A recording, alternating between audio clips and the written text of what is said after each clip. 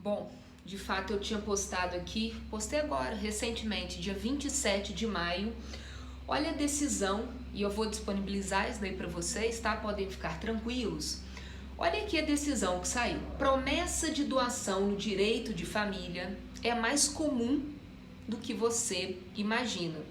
Então eles vieram falando, lembram da promessa de compra e venda, que a gente fala que é algo tão comum, né? Mas a promessa de doação também acaba sendo uma figura um tanto comum, porque olha só, a promessa de contrato, estão lembrados, né? Quando a terceira fase, eu tenho a fase de pontuação ou de negociações preliminares, eu tenho a segunda fase, que é a fase de proposta, e eu tenho a terceira fase, que ela pode ser pulada ou não, que é a fase do contrato preliminar, não é mesmo? E aí, a quarta fase, que é a fase do contrato definitivo. Então, essa terceira fase, olha lá, é um negócio jurídico que tem por objeto a obrigação de fazer um contrato definitivo. O exemplo mais comum é o compromisso de compra e venda, mas aqui, nesse texto, vem falando sobre o compromisso de doação. Olha só, no caso da doação, a situação afigura-se muito delicada. Por quê? Que uma vez que, por ser um contrato geralmente gratuito, e nós vimos e eu defendo a gratuidade da doação, mesmo que seja uma doação com encargo, porque para mim encargo não é contraprestação, tá bem? E também, né, ela é um contrato unilateral. Olha só, o reconhecimento da validade e eficácia da promessa faria com que o donatário, ou seja, aquele que vai receber, pudesse ingressar com a execução específica do contrato. Aí, muito interessante, ontem eu fiz um webinar e eu vou convidá-lo para fazer também com a gente.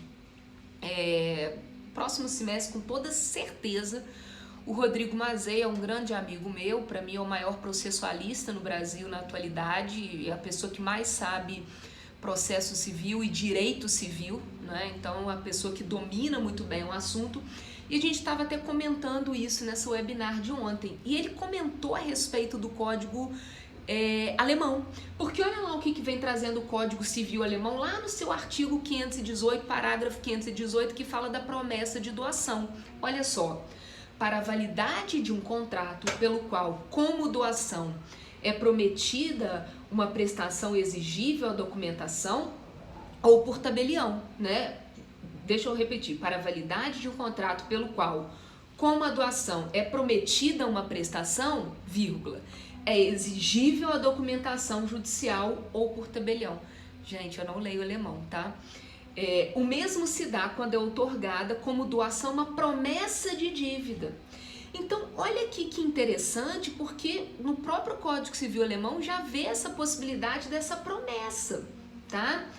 E aí, eu até coloquei no nosso roteiro de aula, é possível a promessa de doação aqui no Brasil?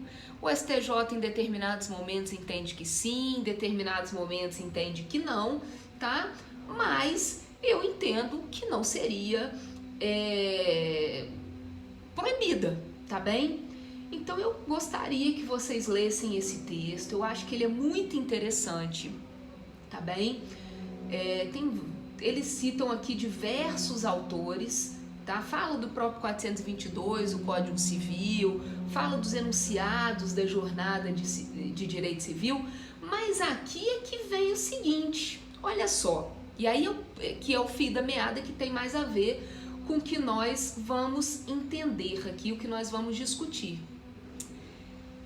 Porque quando existe uma doação de quem ascende para quem descende, isso aqui vai importar direito de família e vai reverberar, inclusive, em questões sucessórias. Esse que é o ponto. Lembram que ontem eu falei da colação para vocês, né? Ou seja, no inventário, aquele herdeiro que recebeu em vida, né? Agora a pessoa morreu, mas que recebeu em vida do autor da herança uma doação, quando essa pessoa morrer, portanto o doador morrer, ele vai se tornar o autor da herança, naturalmente que nesse ponto ele tem que levar a colação para igualar as legítimas ali. não é? Sob pena de sonegação. Não foi isso que nós estávamos falando ontem? Vamos para o próximo.